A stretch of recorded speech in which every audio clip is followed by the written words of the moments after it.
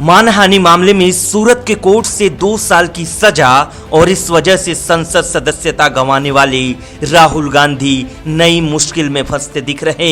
मामला रेप पीड़िता की पहचान उजागर करने का है।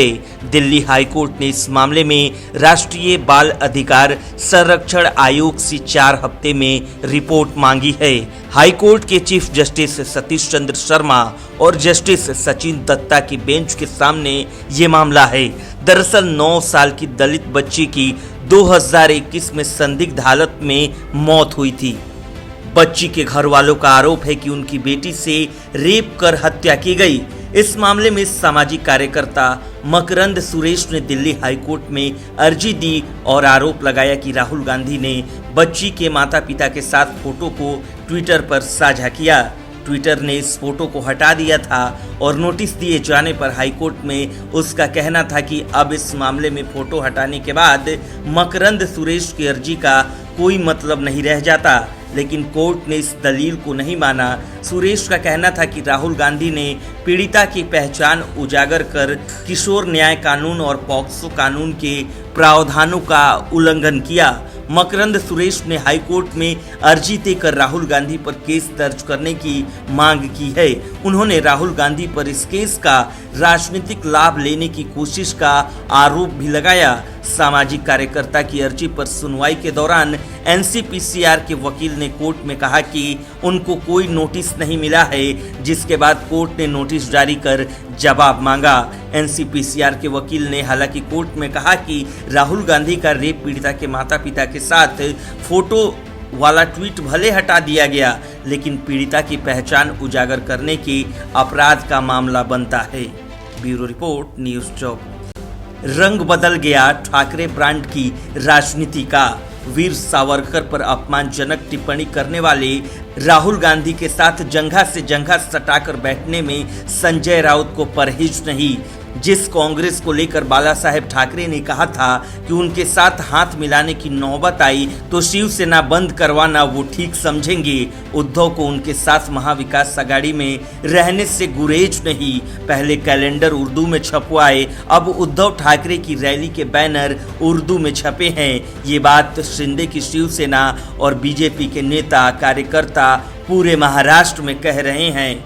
दरअसल शिवसेना में फूट पड़ने के बाद और चुनाव आयोग द्वारा शिवसेना के नाम और निशान को शिंदे गुट को सौंप दिए जाने के बाद उद्धव ठाकरे महाराष्ट्र भर में बड़ी बड़ी सभाएं कर रहे हैं। मालेगांव में उनकी रैली है। संजय राउत तैयारी के लिए 2 दिनों से मालेगांव में मौजूद हैं। वे 1 लाख से ज्यादा लोगों के जुटने का दावा कर रहे हैं। नासिक जिले में शिवसेना खोने के बाद उद्धव ठाकरे का ये पहला दौरा है।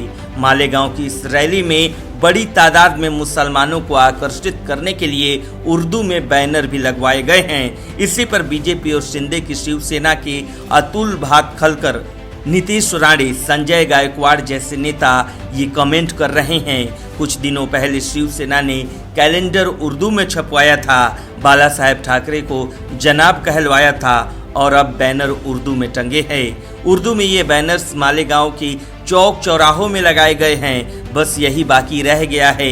इनका भगवा रंग पूरी तरह से हिरवा हो गया है। उर्दू बैनर लगाए जाने के पक्ष में दलील देते हुए संजय राउत ने मालेगांव में कहा कि देश में उर्दू पर पाबंदी लगी है क्या? उर्दू भारत की भाषा नहीं है क्या? जावेद अख्तर और गुलजार जैसे कई लेखक आज भी उर्दू में लिखते हैं। बाला साहेब ठाकरे किसी जाति, धर्म, भाषा के खिलाफ नहीं थे। जो देश के खिलाफ थे वे बस उनके खिलाफ थे। जिनको नीतियों में बदलाव दिखाई दे रहा है उन्होंने बाला साहेब ठाकरे को ठीक से नहीं समझा है। ब्यूरो रिपोर्ट, न्यूज़ चौक।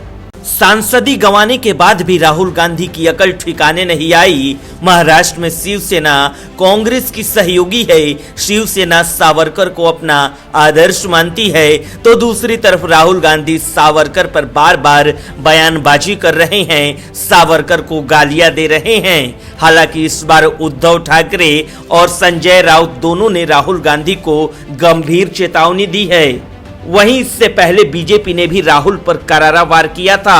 हाल ही में राहुल गांधी के एक प्रेस कॉन्फ्रेंस को लेकर बीजेपी ने कहा था कि रस्सी जल गई लेकिन साहब का बल नहीं गया।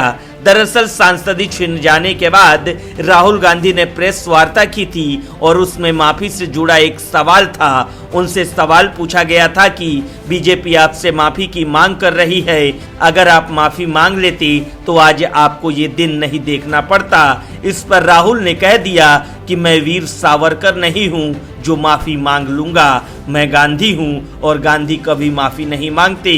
वहीं अब राहुल के इस बयान के बाद उद्धव गुट के शिवसेना नेता संजय राउत का भी बयान सामने आया। उन्होंने वीर सावरकर को लेकर राहुल गांधी द्वारा दिए गए बयान को लेकर उनकी आलोचना की। उन्होंने राहुल को सुझाव देते हुए कहा कि आपके साथ जो भी हुआ है उसमें हम आपका सपोर्ट करते हैं, लेकिन आपके द्वारा वीर सावरकर पर दिया गया बयान आपको शोभा नहीं देता। राउत ने आगे कहा कि सावरकर हमारे लिए श्रद्धा का विषय हैं, वो हम सभी के लिए प्रेरणा स्रोत हैं। सावरकर देश की आजादी के लिए 14 साल जेल में रहे और काला पानी की सजा को लेकर भी सहर्ष स्वीकार किया। ये अपने आप में आसान काम नहीं है। ऐसे में इस तरह के व्यक्ति पर कीचड़ उछालना किसी को शोभा नहीं देता, वो भी ऐसे व्यक्ति के लिए जो कि अब दुनिया में नहीं है। वहीं राउत के अलावा कांग्रेस नेता राहुल गांधी को सावरकर का अपमान नहीं करने की चेतावनी शिवसेना नेता उद्धव ठाकरे ने भी दी। उद्धव ठाकरे ने राहुल गांधी को चेतावनी देते हुए कहा कि सावरकर को नीचा दिखाने से विपक्षी गठबंधन में दरार पैदा होगी। उद्धव ठाकरे ने आगे कहा कि वो हिंदुत्व विचारक वीडी सावरकर को अपना आदर्श मानते हैं। उन्होंने कहा कि कांग्रेस नेता वीडी सावरकर का अपमान करने से बचे।